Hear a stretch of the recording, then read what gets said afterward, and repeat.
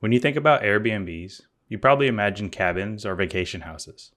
But what if I told you this 3-story Seattle building with a cafe on the ground floor could be one of the coziest Airbnbs you've ever seen? Welcome to Design Intent.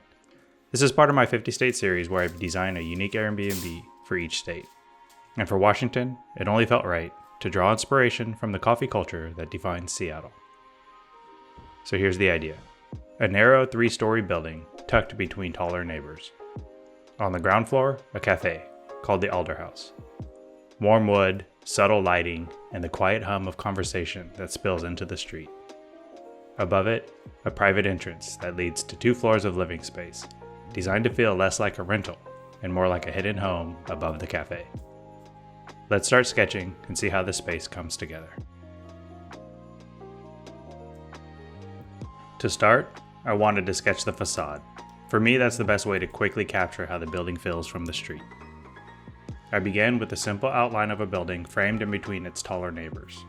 This narrow vertical proportion is what gives it a sense of being tucked into the city.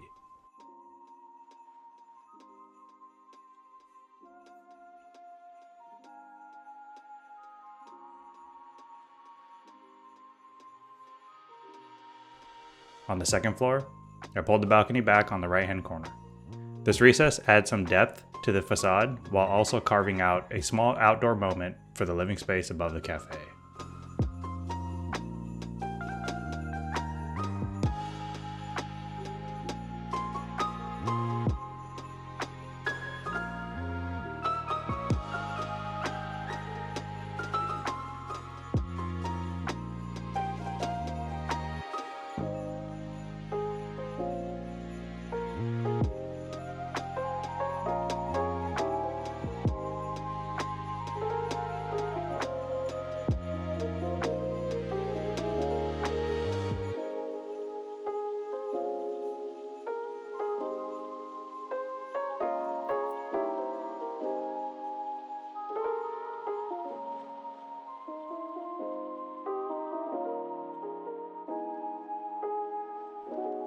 Then I moved down to the ground floor, the cafe itself. I drew in a recessed entry framed with warm wood paneling on the left to make the entry feel sheltered and inviting. On the right side, I added a horizontal window above the bar seating so people could sit with a coffee and watch the street go by.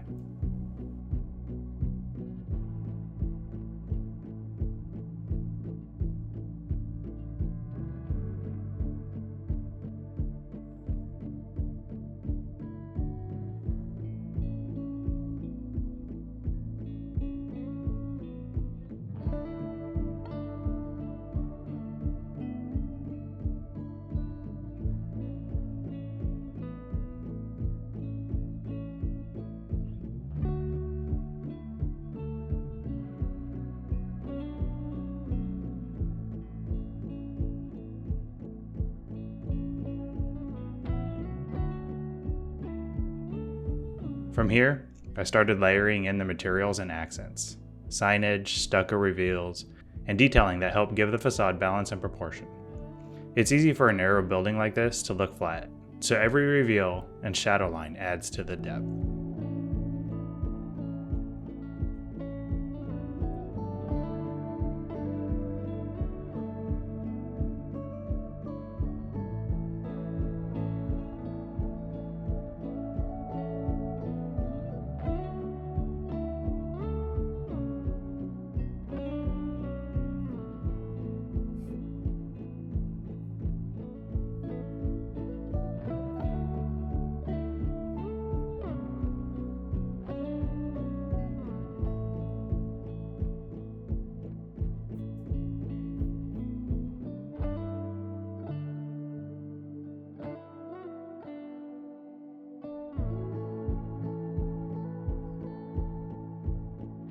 It's at this point I realized I'd messed up. I'd drawn the shade awning completely out of perspective. So here I am correcting the right side to make it sit properly within the space. These little mistakes happen all the time in sketching, and usually the fix adds character that you didn't expect.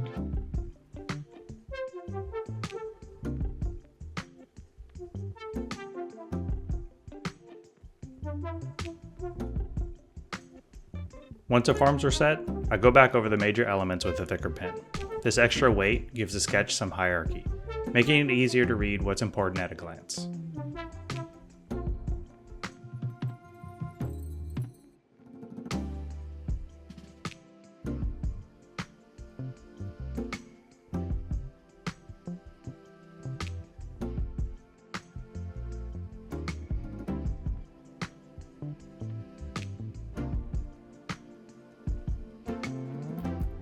Next came color, which is what really brings the materials and character forward.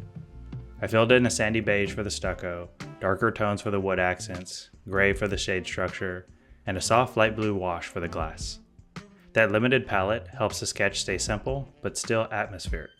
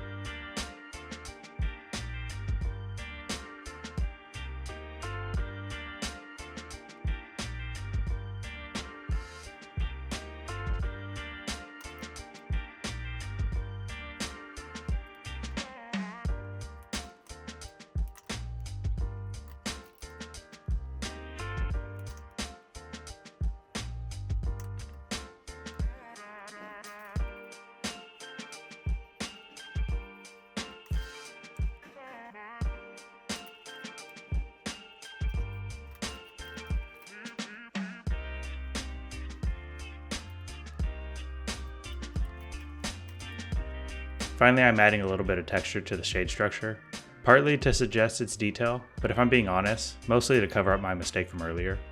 That's the thing about sketching. Sometimes the errors guide you into adding more detail than you planned, and it does end up making the drawing a bit stronger. But this is just a secret between us.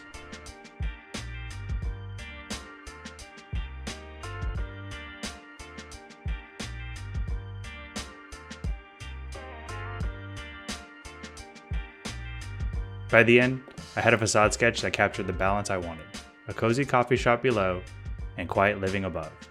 This drawing sets a tone for everything that came next in the design process. With the sketch now complete, I moved into modeling. I started the same way I had drawn, by building up the facade element by element until the massing matched what I had on paper. I blocked in the narrow volume between its neighbors, then carved out the second floor balcony, recessing it back at the right-hand corner.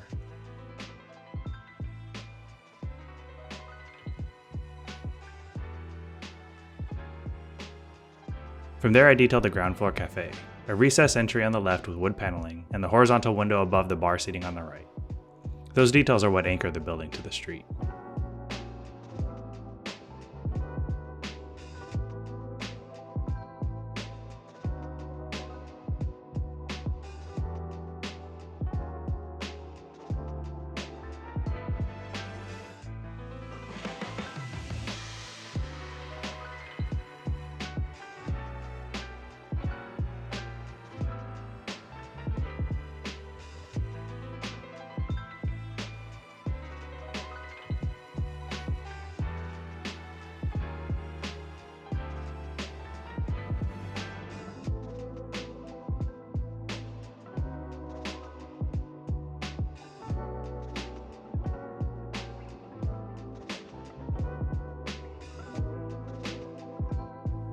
Once the facade felt right, I shifted inside to start shaping the cafe. The layout is compact, so every move matters. I placed the bar and service area first, then worked around it with seating circulation and entry sequence. Even in digital form, I tried to keep that warm, intimate quality that I'd sketched earlier.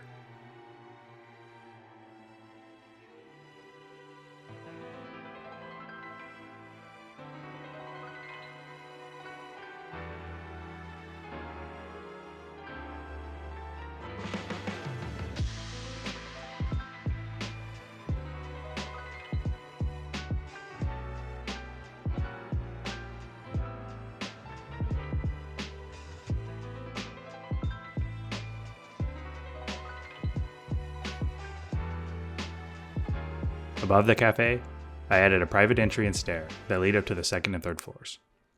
The second floor became the living area, with a lounge space at the front, a compact kitchen in the middle, and service spaces like a bath tucked in the back.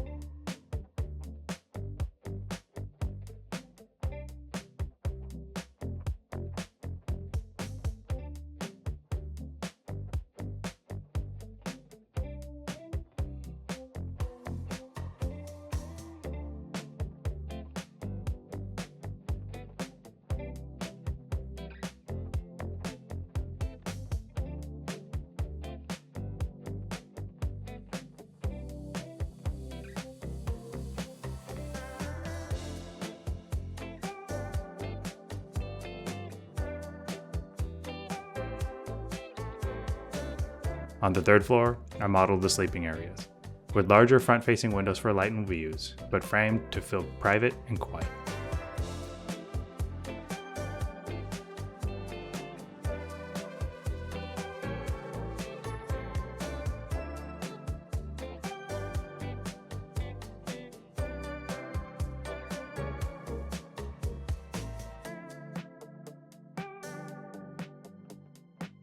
At this stage, I also spent some time placing furniture and entourage. These aren't just decorative, they set the scale of the spaces and help imagine how a guest might actually live there. Selecting the right pieces takes time, so I'll show just a few moments of that process here.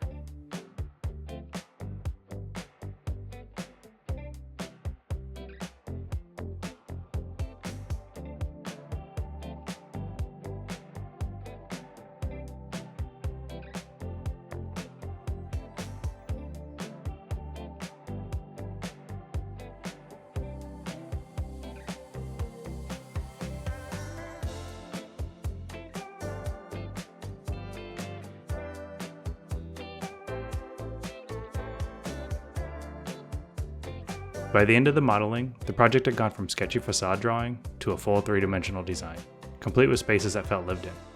From here, I was ready for materials, rendering, and atmosphere. I started by pulling together a material palette: sandy stucco, darker wood accents, gray shade structure, softer tones for the interiors. From there, I dropped those materials into Inkscape, adjusting each one until the textures felt believable. The goal wasn't perfection, but atmosphere.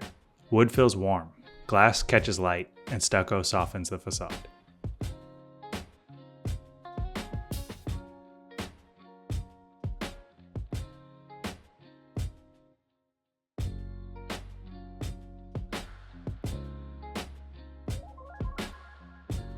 I then set up the cameras in the background for the renderings, framing each view to tell the story of the space, from the street, inside the cafe, and up into the private living areas.